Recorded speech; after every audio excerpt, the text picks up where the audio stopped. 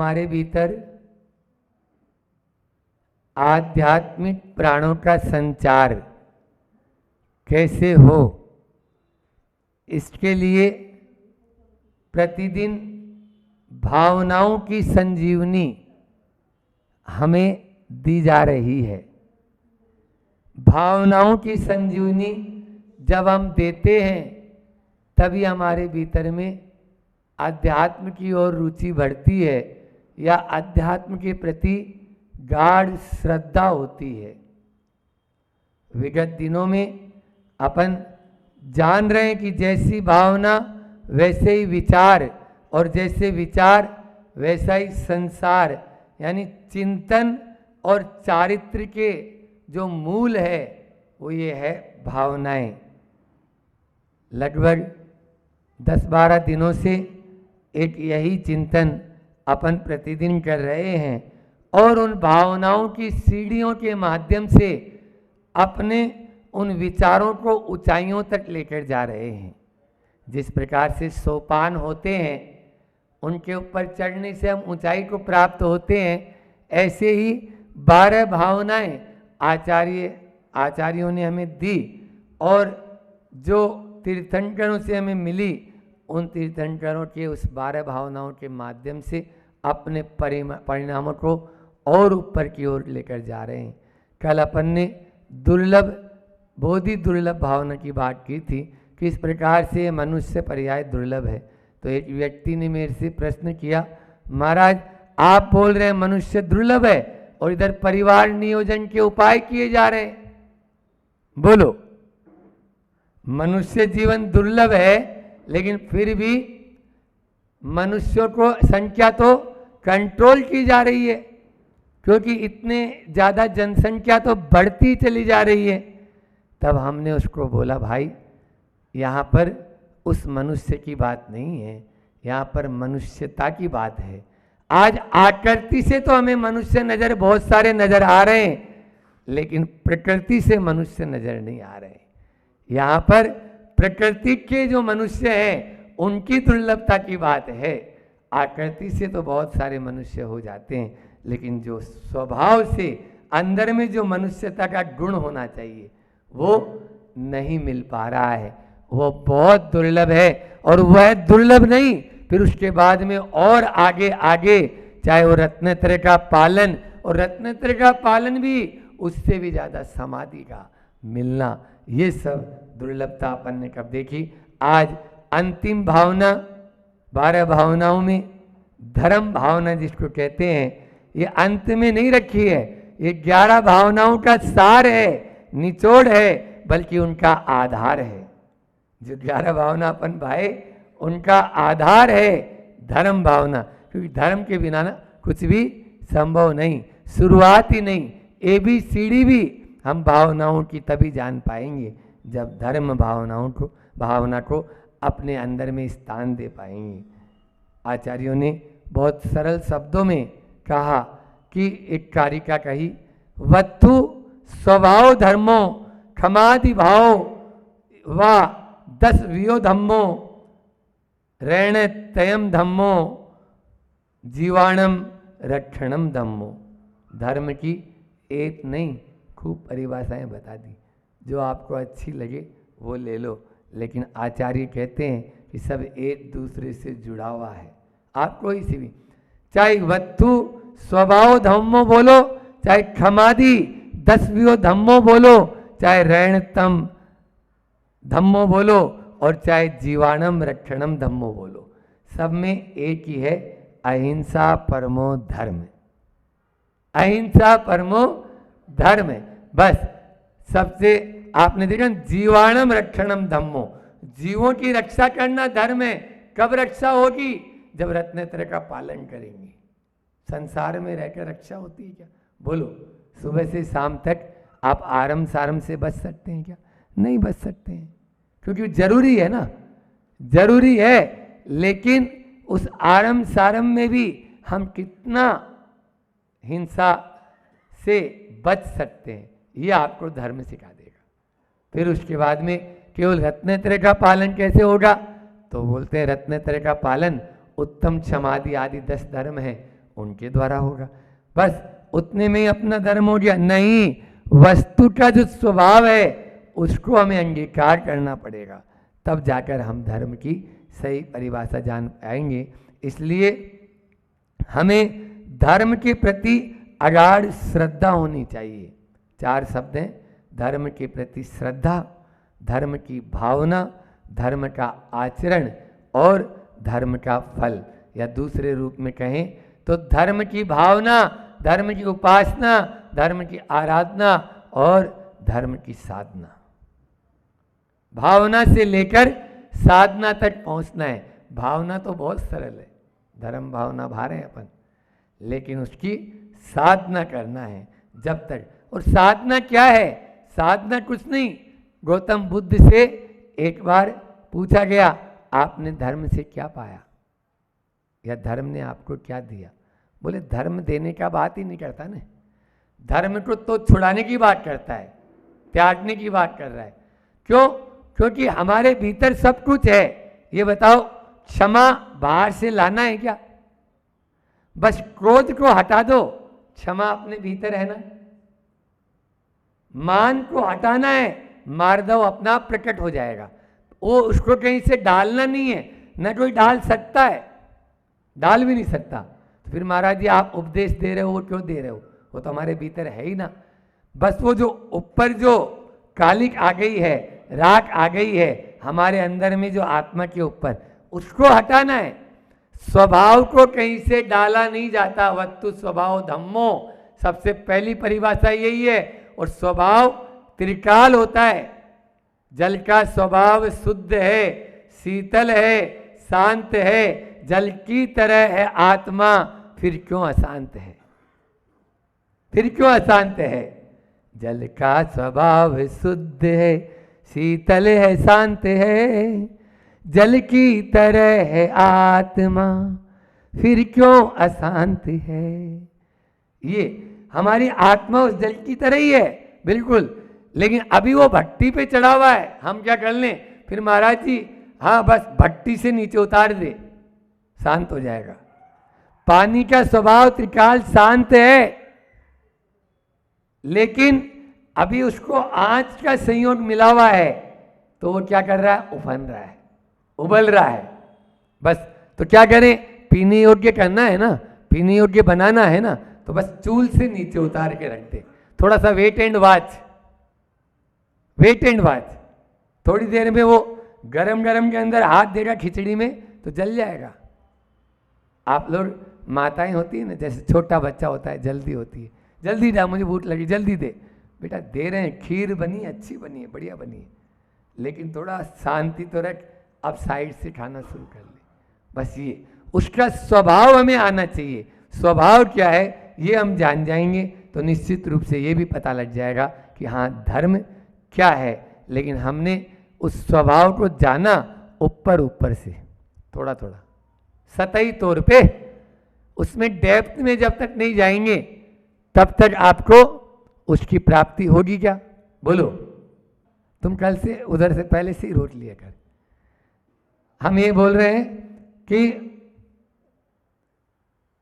शिष्य गुरु से कहता है कि बहुत दिन हो गए मुझे आत्मा की अनुभूति नहीं हो रही है, आप बताएं।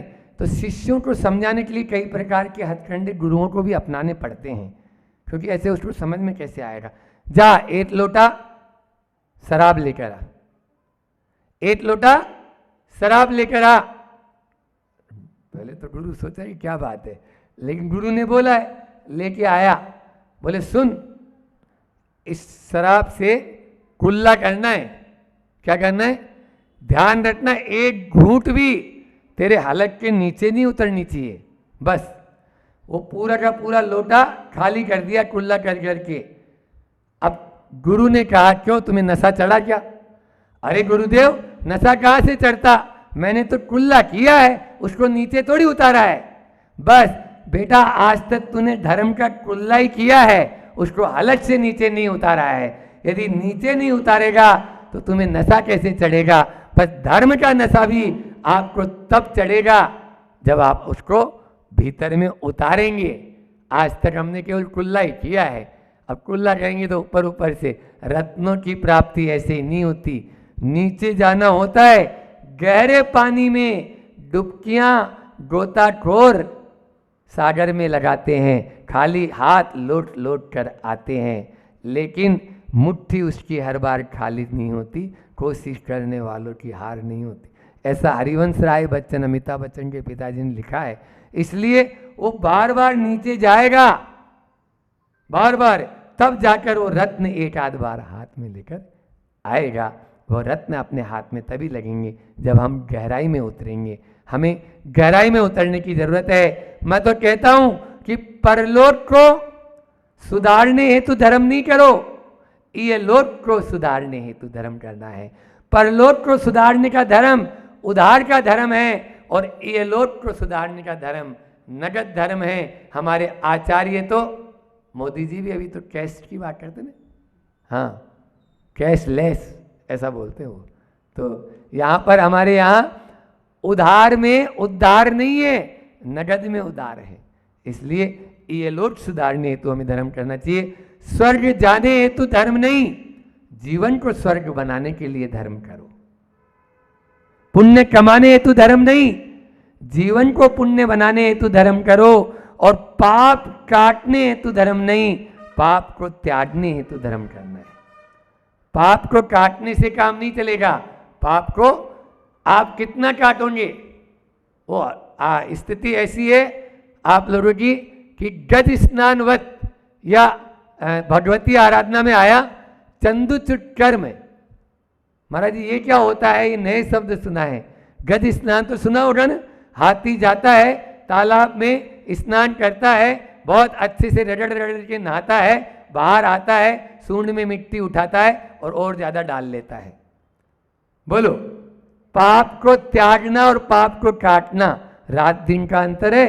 पाप को काटने से काम नहीं चलेगा, पाप को त्यागने से। अच्छा एक बात बताओ, हरी लाइट हो गई, आप लोग अभी गाड़ी से आए, डॉक्टर साहब वीरेंद्र जी, हाँ, लाल लाइट है और हरी लाइट है, होती है ना सिग्नल पे, ये जो रोड सिग्नल होते हैं, तो उसमें भी तो कितनी शिक्षा है। हर चीज से शिक्षा लेने वाला चाहिए, शिक्षा हर जगह मिलती है अपन को।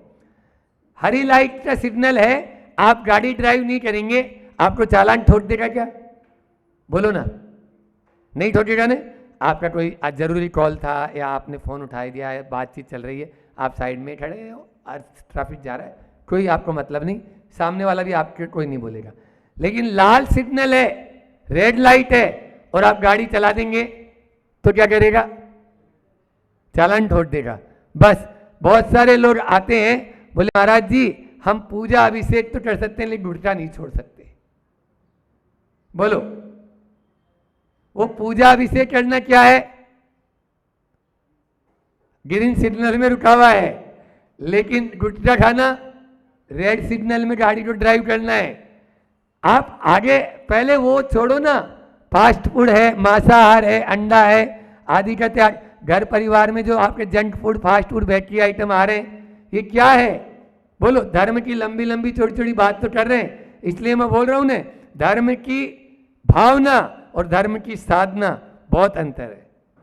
हाँ, हमको अभी बहुत कुछ, आप लोग जैनियों की 3 पहचान बोलो, देव के दर्शन नित्य करेंगे, बिना छनाजल नहीं पिएंगे, रात्रि भोजन नहीं करेंगे। कौन सी पहचान बची? बोलो ना, 3 में से। अभी तो मैं बेसिक बोल रहा हूं, ये तो आपकी। पानी छानकर पीने का नियम किसका है? एक का भी नहीं होगा यहाँ पर। कोई प्रतिमाधारी है तो अलग बात है, बाकी यदि पंगत में जाते हो तो पानी छानकर मिलता है क्या? देखो ना, बिस्लरी की बोतल खोल के पी रहे हैं, तो ये अच्छा। चलो रात्रि भोजन, वो महाराज जी बाहर की छूट है, नासिक में तो नहीं करते हम। वो महाराज जी हम अन्न तो लेते ही नहीं, बाहर में भी खाली फलाहार की छूट है महाराज। अब फलाहार के नाम पर फुलाहार हो रहा है, वो क्या क्या ठूस रहा है पता ही नहीं। जो दिन में भी नहीं खाना चाहिए वो रात में खा रहा है। बोलो कितने बजे तक? अरे आपसे अभी कल आया वो अमेरिका वाला संभव, दिल्ली जो आया था ना, अमेरिका में काम है उसका पूरा। वो बोल रहा था महाराज जी वहां पर 8 बजे बाद कोई भी होटल खुली भी नहीं मिलती। और अभी मेरे मित्र अमेरिका से आए तो वो यहाँ दांतों तले उंगली दबाने लगे, रात में 12 बजे होटल खुली है। बोलो किस आप विदेश को मलेच्छंड की तरह देखते हो, और मुझे लगता है कि अब वहां पर धर्म ज्यादा हो रहा है। वहां मंदिर जाते हैं, भले ही सप्ताह में एक बार जाते हैं, लेकिन घूंघट लेके जाती है, चुन्नी ओढ़ के जाती है, सूट में जाएगी, लेकिन वो कभी भी खुले सिर नहीं जाएगी, खुले बालों नहीं जाएगी। बोलो कहां अपन बात कर रहे हैं धर्म की।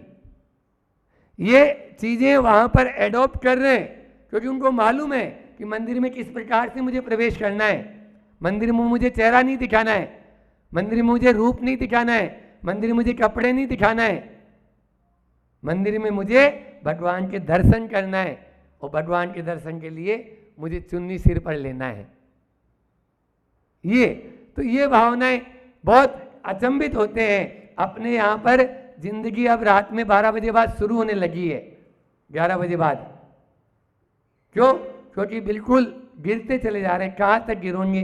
गिरने की स्पीड को तो कमी करना है। तो मैं ये बोल रहा हूँ, बुरा नहीं मानना, आज की न्यू जनरेशन धर्म से इसीलिए चीट करने लगी है। धर्म की श्रद्धा और मैंने बोला था धर्म का आचरण, दोनों में श्रद्धान करना अलग बात है और आचरण भी तो होना चाहिए ना उसको। सबसे पहले वह अपने प्रिय मित्र के पास गया जो रात दिन साथ जिसके साथ रहता था। वो पहले से ही दरवाजा बंद कर लिया था क्योंकि राज आज्ञा सबको मालूम चल गई थी कि कोई इसको शरण देगा उसका भी वही हाल होगा जो इसका कर रहा हूं। दूसरा मित्र के पास में गया जो सुबह शाम मिलता था उससे, तो उसने कह दिया कि भाई देख मेरा एक घोड़ा है, इस घोड़े के माध्यम से तुम चले जा जितना दूर जा सकता है, बाकी तो मेरे पास में मैं साथ तो नहीं दे सकता, तेरा राज आज्ञा तेरे पिताजी की आज्ञा कैसी मुझे मालूम है, मैं भी कितना दूंगा। वो भी नहीं गया। तीसरा मित्र क्वचित कदाचित उसका मिलता था, मुलाकाती मित्र, मुलाकात हो जाती थी कई बार, मुक्कालात नहीं मुलाकात, हाँ तो मुलाकात हो जाती थी कभी कभी। तो बस वह बोलता है हाँ मुझे मालूम चला पिताजी ने आपके लिए ऐसी आज्ञा दी है आपके, लेकिन आपने कोई अपराध किया है क्या? अपराध तो नहीं किया, तो चलो मैं चलता हूँ आपके साथ में। और पिताजी कहाँ चलते हो? पिताजी आपको भी फिर वही दंड देंगे, देंगे तो देंगे, अपन चलते हैं, मैं तेरे साथ में हूँ और बात करते हैं ना, क्या अपराध किया, अपराध बताओ, तब जाके तुम्हारे पिताजी न्याय प्रिय पिताजी, और ऐसे नगर में ऐसे राजा जो न्याय प्रिय हैं वो कभी इस प्रकार से दंड नहीं देंगे कि किसी भी चीज़ में ऑर्डर दे दिया और बाहर निकल जाओ। वो गया तो पता लगा कि पिताजी ने उसको गले से लगा लिया, गले से लगा लिया। क्यों? क्योंकि वही जानता था कि मेरे बेटे का सच्चा मित्र कौन है। पहला है शरीर, वो तुरंत साथ छोड़ देगा, बिल्कुल दरवाजा पहले से ही बंद रखता है। दूसरा है सगे संबंधी, संपत्ति, जड़ आपके पास धन वैभव जितना है वो बोलेंगे घोड़ा ले जा, बस इससे ज़्यादा मेरा साथ नहीं है। और तीसरा है धर्म, बस वो हमेशा आपके साथ में रहेगा। वो बोलता है क्या अपराध है मैं देखता हूँ, चल मैं तेरे साथ में हूँ, घबरा मत। इसलिए धर्म का सहारा ले लेंगे, आपको कभी भी कोई बाल बांका नहीं कर सकता। आप लोग अपन जब बच्चे थे तो खंबा पकड़ के घूमते थे, आप लोग घूमे हो तो पता नहीं, मैं तो घूमा हूँ। वो खंबा जब तक पकड़े रहते हैं तब तक हमें चक्कर नहीं आते थे, और जैसे ही खंबा छोड़ा बस चकनाचूर होने से कोई बचा नहीं सकता। धर्म का खंबा वही खंबा है, इसको पकड़कर कितना भी आप राउंड करो आपको चक्कर नहीं आएगा, और बस उस खंबे को छोड़ा तो चक्कर आने से बचा नहीं सकते। बस धर्म के खंबे को हमेशा हम पकड़ के रखें, तभी हमारी की धर्म की साधना, धर्म की आराधना, धर्म की उपासना और धर्म की भावना, ये धर्म भावना सार्थक हो जाएगा। विगत दिनों में बहुत अच्छा 12 भावना, क्योंकि नासिक वालों का पुण्य था कि यहाँ पर 12 भावनाओं का चिंतन रहा। बोलिए अहिंसा परमो धर्म की, आचार्य गुरुवर विद्यासागर जी महामुनि राज जी। अच्छा ये बताओ आप लोग यहाँ क्यों बैठे हो? बोलो, आशीर्वचन क्यों सुनना चाहते हो? महाराज जी के दर्शन के लिए क्यों आते हो? अक्षय तृतीया क्यों मना रहे हो? बोलो, कल्याण हो जाए। ऐसा तो बहुत सारे लोग बोलते कल्याण हो जाए। बोलो, अंदर में क्या भावना है? हमारी दुकान अच्छी चले, ये भावना नहीं है। मोक्ष की प्राप्ति हो, बहुत बढ़िया। मोक्ष की प्राप्ति कब होगी? जब शरीर रहेगा। और शरीर को कैसे रख सकते हैं? जब इसमें अंदर में पेट्रोल डालेंगे। आज का दिन वही दिन है, आज अक्षय तृतीया का दिन है, जब तीर्थंकर प्रभु की अंजलि में घास देने का सौभाग्य राजा श्रेयांश ने पाया था। तृतीया तो हर महीने में 2 बार आती है, लेकिन अक्षय नहीं होती। हाँ, वह तृतीया अक्षय हो जाती है जब हम दान दे देते हैं। उस दान की तिथि को अक्षय तृतीया कहा जाता है, अक्षय तृतीया। इसलिए आज यह है, चाहे आदि पुराण हो चाहे हरिवंश पुराण हो, इसमें अपन लोगों ने खूब इसका महत्व पढ़ा है। अभी मध्याह्न में भी अपन इसको बहुत अच्छे से देखेंगे। लेकिन आप यदि सांसारिक वैभव भी चाहते हैं तो भी वो काय से मिलेगा? बोलो, काय से मिलेगा? मैं बात अभी आपकी कर रहा हूं। यदि आप पारमार्थिक चाहते हैं तब तो ठीक है, जो आपने बोला अभी। यदि सांसारिक भी चाहते हैं तो भोगों की यदि आप चाहत रखते हैं तो वो भी दान से मिलेगा। भोगो दानात। वहां पर क्या कहा आचार्य सम्मंत्र भद्र स्वामी ने? 4 बात बहुत अच्छी बताई, वही करके विराम करूंगा अभी तो। कि उच्चेर गोत्रम प्रणते। यदि आप उच्च गोत्र चाहते हो, अच्छे आर के मार्बल वाले के यहां जन्म चाहते हो, अपना बढ़िया कुल में जन्म चाहते हो, जहां खूब पैसा टका हो, तो पहले आप विनय करो, प्रणते। प्रभु के चरणों में आप नमोस्तु करेंगे, तभी उच्च गोत्र की प्राप्ति होगी, अन्यथा प्राप्ति नहीं होगी। दूसरा, भोगो दानात। यदि आप वैभव चाहते हो तो दान दो। यदि आप धन वैभव दौलत चाहते हो, अच्छा परिवार चाहते हो तो प्रणते, और पैसा धन दौलत चाहते हो तो दान। दान के द्वारा ही हमें भोगों की प्राप्ति होती है। और तीसरा बता रहे, दुपासना यानी उपासना, पूजा। अपनी यश कीर्ति फैलाना चाहते हो या नहीं चाहते? बोलो, हर व्यक्ति चाहता है कि मेरा यश फैले, पूजा करो। उपासना, पूजा। और आगे कह रहे हैं, सुंदर रूप भी चाहते ही हैं। रोज आईना देखते हो नहीं देखते हो? कहीं झुर्रियां तो नहीं पड़ गई? फेयर एंड लवली लगा लगा के आते हैं, क्रीम पाउडर पोत पोत के आते हैं, और डाई से टाल वाले काहे के लिए कर रहे हैं? बोलो, इसीलिए कर रहे हैं कि महाराज जी सुंदर दिखूं, बहुत अच्छी दिखूं। बोलो, दिखें। आ रहा है तो ये कब होगा? भक्ते सुंदर रूपम। आप भक्ति के जितनी प्रभु की भक्ति करेंगे, अभी गुरु की भक्ति करेंगे। देख रहे थे ना बंबई वालों को, मीरा रोड वालों को, हाँ दौड़ते हुए आए, और बिल्कुल नहीं, हमको भी एक अर्घ्य समर्पित करना है। ये है भक्ति सुंदर रूपम। आप सुंदर रूप की। और कहते हैं कीर्ति स्तवन। स्तवन कीर्ति कौन ने कहा? तपोनिधि सु। मैंने नहीं कहा, जो तप में निधि हैं, ऐसे आचार्यों ने कहा। इसलिए अच्छा पावर चाहते हो, अच्छी पर्सनैलिटी चाहते हो, अच्छी मनी चाहते हो, और अच्छा आप जो है फ्रेंड फैमिली चाहते हैं।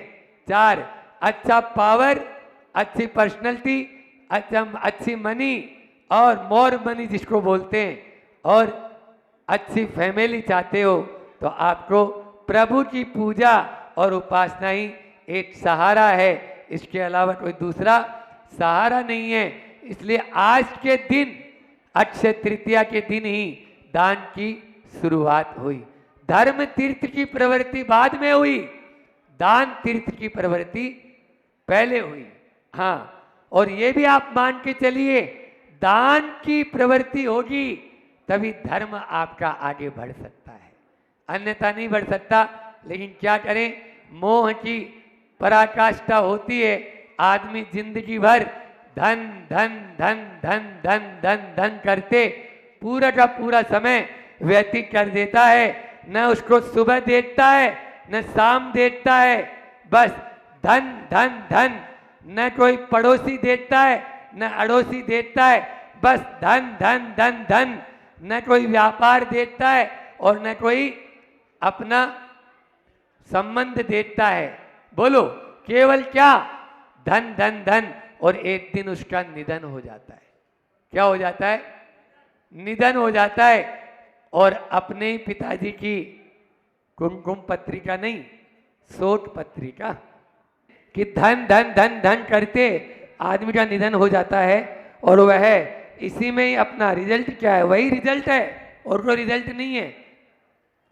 पड़ोसी होते हैं, उनके भी नहीं देखा, संबंध भी नहीं देखा, अपने आप को भी नहीं देखा, शरीर को भी नहीं देखा उस धन के पीछे। और लिखता है उसमें बड़े दुख के साथ सूचित करना पड़ रहा है कि मेरे पूज्य पिताजी का, आगे आप लोग बोलो,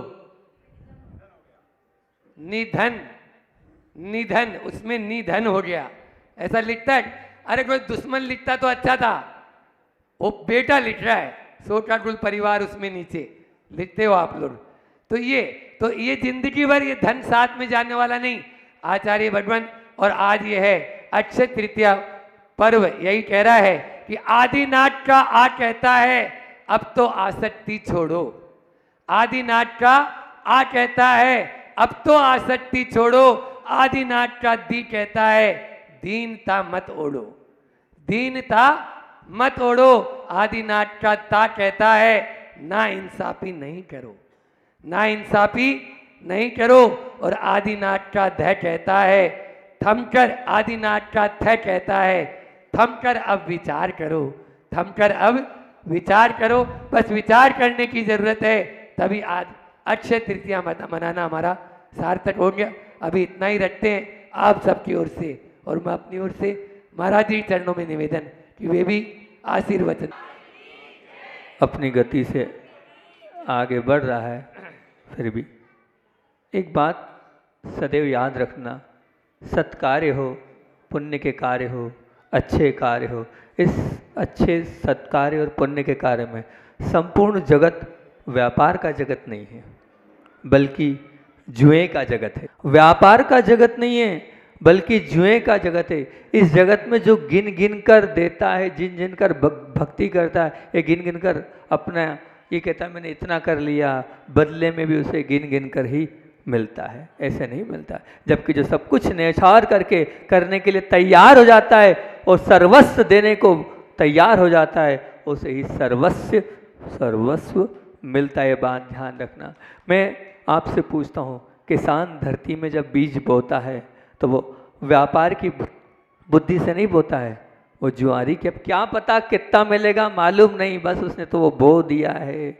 एक मित्र दूसरे मित्र को प्रेम दे रहा है तो वो भी किस बुद्धि से? जुआरी बुद्धि से। ये नहीं, उसे अपेक्षा नहीं है। एक पति अपनी पत्नी से प्रेम, एक पत्नी अपनी पति से प्रेम कर रहा है, कोई अपेक्षा नहीं। एक भक्त एक भगवान की भक्ति कर रहा है, वो भी जुआरी की बुद्धि से करता है, व्यापार की बुद्धि से नहीं। अपने हृदय की दीवार पर ये वाक्य उत्कीर्ण कर लो कि सत्कार्य हो, पुण्य के कार्य हो, भक्ति के कार्य हो, उस क्षेत्र में हमें क्या बिल्कुल दिल खोल कर देना है, तो निश्चित तौर से मान के चलना कि आपको दिल खोल कर मिलता चला जाएगा। आप जुआरी की बुद्धि से दोगे तो ही आपको मिलता चला जाएगा, अनगिनत मिलेगा। जबकि व्यापारी बुद्धि से दोगे तो कुछ नहीं मिलेगा। अगर बदले में अतुल पाना चाहते हो तो नाप नाप कर नहीं देना है, आपको तो दिल खोल कर देना है। मैं इसलिए आज ये बात बोल रहा हूँ आप लोगों के सामने, क्योंकि आज जब सम्मान हो रहा था कि इतनी वंदना करी, एक वंदना आपने गिनी कि 4000 वंदना करी। उनने तो ना ठंड देखी, ना धूप देखा, ना कुछ देखा, और उनने 4000 वंदना कर ली। गिनती आपकी, आप गिन गिन कर, तो चिंतन चालू हुआ, ये सब गिन गिन करके बात कर रहे हैं, पर उनने कोई गिनती नहीं करी। या आपने गिनती करके आपने उसकी गणना करी, और उनने किया भगवान की भक्ति, बहुत समर्पण के साथ भक्ति के साथ की। पूछो तो क्या मिला उनको, क्या प्राप्त हुआ? वो ऐसी चीज प्राप्त हुई, डॉक्टर साहब सुन के आश्चर्यचकित होंगे, कैंसर का रोग था, भगवान की भक्ति से दूर हो गया। उनका कैंसर दूर हो गया भगवान की भक्ति से। आप गिनते रहो, वंदना इतनी करी, इतनी करी, इतनी करी, उनने तो सर्वस्व वहां निछावर कर दिया और रोज वंदना करते आए। ठंड में जाना तो सही पहाड़ पर 5 बजे, कैसी ठंड रहती है, और लू में जाना और उतर के तो आना कैसा लगता है। लेकिन ऐसे लोग हैं जो भगवान की भक्ति अंदर से आस्था के साथ करते हैं, तो निश्चित तौर से वहाँ से भी सर्वस्व मिलता है। लेकिन सर्वस्व निछावर करने की बात होगी तभी सर्वस्व मिलेगा, ये बात बिल्कुल ध्यान रखना। समय हो रहा है, लेकिन फिर भी आपसे इतनी बात कर रहा हूँ कि एक चीज़ सबको चाहिए, यहाँ बैठे जितने लोग हैं सबको चाहिए, सबको चाहिए ना, क्या? सुख। बोलो ना, चाहिए कि नहीं? सबको चाहिए। बम्बई वाले आए हैं, है ना, चाहिए सुख, सबको चाहिए। हर व्यक्ति सुख चाहता है, लेकिन सुख के रास्ते पर बढ़ कहाँ रहे हो? आप बढ़ ही नहीं रहे हो सुख के रास्ते पर। सुख का रास्ता आज के दिन से ही प्रारंभ हुआ था। आचार्य उमा स्वामी महामुनिराज से पूछा, सुख का रास्ता बताओ, सुख की प्राप्ति का उपाय बताओ। तो आचार्य उमा स्वामी बोलते हैं सुख चाहिए, तो उन्होंने सूत्र लिखा, भूत वृत्त अनुकंपा दान। क्या लिखा है यहाँ? शुरुआत में लिखा है क्या कि अनुकंपा दान, वृत्तियों को जो दान देता है उससे सुख का रास्ता निकलता चला जाता है, आता चला जाता है। कहीं मत भटको, आप आहार दान देते जाओ। जितना आहार दान दोगे उतना उतना सुख आपके जीवन में आता चला जाएगा, आता चला। ये रास्ता साता वेदनी कर्म मतलब क्या? सुखी तो साता का मतलब क्या होता है? पूछते हो ना महाराज जी, साता है मतलब सुख साता है। वही सुख साता बताया आचार्य भगवान ने कि सुख साता का क्या बोला उन्होंने? यही कहा है कि सुख का आश्रय करना है तो क्या करना पड़ेगा? भूत वृत्त अनुकंपा दान, यानी वृत्तियों को दान दोगे तब जितना जितना। मैंने विचार किया इस विषय को लेकर, इसका पर दोपहर में तो चर्चा करेंगे, लेकिन इतनी बात रखता हूँ कि आखिर ऐसा क्या है कि उस आहार दान के माध्यम से ही सुख की प्राप्ति हो रही। क्यों? क्योंकि साधु 24 घंटे आपके आहार के माध्यम से ही साधना करेगा। वो आहार दान ही साधना में सहयोगी होगा। उसकी प्रत्येक पल पल की कर्मों की निजरा में आपका एक एक ग्रास कीमत रखता है, आपका एक एक अंजुली पानी कीमत रखता है। वो साधना कर रहा है, लेकिन किसके कारण कर रहा है? आप लोगों के कारण कर रहा है। उसमें हेतु कौन है? आप हैं, इसलिए वहां सुख के कारण में डालना। वो सुख में है तो आपके कारण सुख में है। इसीलिए आप सुबह से 5 बजे से उठ गए, विचार करना, जो लोग चौका लगाते हैं 5 बजे सुबह से उठ गए और 1 बज जाती है, लेकिन भूख नहीं, प्यास नहीं, बस साधु के आहार अच्छे से हो जाए। क्या है? 6 घंटे तक पीवर धर्म ध्यान है। ये पीवर धर्म ध्यान, कोई चिंता नहीं अपनी, बस साधु की चिंता। कितनी विशुद्धि बढ़ रही होगी, सोचो तो, विचार तो करो, कैसे अंदर से परिणामों में निर्मलता आ रही होगी। वो निर्जरा शायद दूसरी चीज़ों में नहीं बढ़ेगी, वो विशुद्धि शायद दूसरी चीज़ों में नहीं बढ़ेगी, लेकिन वहाँ हो रही। आप वही भोजन अपने लिए बनाते हो, बताओ क्या ऐसी विशुद्धि बढ़ती है? क्या ऐसी परिणामों में निर्मलता आती? नहीं आती। वही चीज़ है, वही चूल्हा चलाना है, वही आटा उसनना है, वही सब्जी बनाना है, वही दाल बनाना है, वही रोटी बनाना है, लेकिन थोड़ा सा परिवर्तन हो गया। इतने से परिवर्तन में क्या हुआ? असंख्यात गुनी कर्मों की निर्जरा प्रारंभ हो गई। सुख का रास्ता 6 घंटे के लिए बन गया और उधर अपने पति के लिए रोटी बना रहे हैं तो दुख का रास्ता हो गया। इतना सा तो अंतर है, जरा सा अंतर है। आपने सिर्फ साधु लगा दिया, इसलिए मैं एक ही सबको नियम देता हूँ, सबको एक ही नियम देता हूँ। आहार जहाँ जहाँ होते हैं वहाँ एक ही नियम मेरा रहता है। आता हूँ तो एक ही बात बोलता हूँ, भैया श्रावक बन जाओ। अतिथि संविभाग व्रत का पालन करना है। महीने में 4 दिन, कम से कम महीने में 4 दिन, जब आपकी अनुकूलता हो, कम से कम शुद्धि का भोजन बनाओ और अपने दरवाजे पर खड़े हो और विचार करो कोई ना कोई चारण रिद्धि मुनिराज आए, और फिर इंतजार करके फिर आहार करो। वो जीवन आपका धन्य बन जाएगा, वो दिन आपका धन्य बन जाएगा। जितना जीवन आपने जिया है वही असली जीवन रहेगा, वही असली जीवन रहेगा। महाराज माता जी मिलना मुश्किल है, लेकिन भावों से आप बनाकर इस प्रकार अतिथि संविभाग व्रत का पालन करोगे तो जिन लोगों ने किया है उन्हें अनुभव बताया है, बहुत विशुद्धि और बहुत अच्छा लगता है। इस माध्यम से, इसको करने से तो यहाँ लोग बैठे, इस पर दोपहर में तो मैं चर्चा और करूँगा आहार दान के विषय में, क्या होता है, कैसे होता है, किस प्रकार से प्राप्ति होती है। अभी तो समय हो रहा है, मुझे मेरी चिंता नहीं है, लेकिन डॉक्टर साहब कह रहे हैं महाराज जी पढ़ना है, ठीक है, पढ़ना है तो बहुत अच्छी बात है। लेकिन आपसे हम कह रहे हैं, अभी सभी लोग बैठ रहे हैं, मैसेज सब लोगों के बीच में दे रहा हूँ कि कम से कम आप सच्चे श्रावक बन जाओ। मैं नहीं बोल रहा आप ये त्याग करो, मैं नहीं बोल रहा आप पूजन अभिषेक करो, लेकिन कम से कम महीने में 4 दिन, महीने में 2 दिन श्रावक बन जाओ और पड़गान के लिए अपने दरवाजे पे खड़े हो जाओ। और फिर उसके बाद दिन भर 5 पापों का त्याग रखकर वही आप आहार करना। सच कह रहा हूँ, आज का दिन मनाना, अक्षय तृतीया मनाना तभी सार्थक होगा, क्योंकि वो श्रावक थे और आज से दान की परंपरा प्रारंभ हुई है। तो आप भी अपने अंदर ये परंपरा प्रारंभ करो और कम से कम जितना बनता है, लेकिन बनो।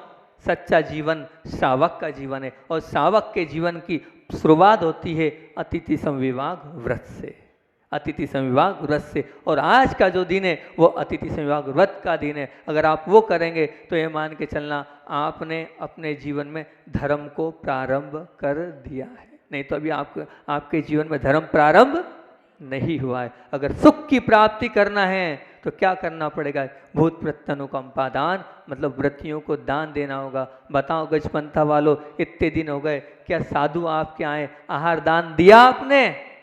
बताओ, दिया आपने आहार दान? नहीं दिया महाराज जी, क्या करें? तो बस फिर आप सुख चाहिए और सुख के रास्ते सामने मिल रहे हैं, पुण्य आपके सामने खड़ा है और आप उसको क्या मार रहे हो? ठोकर मार रहे हो। आप उसको क्या कर रहे हो? आप उसको लात मार रहे हो। इसमें आपको दुख ही मिलने वाला है। आज पुण्य है, आज सुख है, पुराना था, लेकिन आज आप सुख इकट्ठा नहीं कर रहे हो, आज आप पुण्य का कार्य इकट्ठा नहीं कर रहे हो, तो आने वाला समय आपका क्या होगा? दुखमय होगा। सुख के रास्ते आपके पास हैं, आप चाहें तो सुख की प्राप्ति कर सकते हो। बोलिए आचार्य भगवान विद्यासागर जी महामुनि राज की।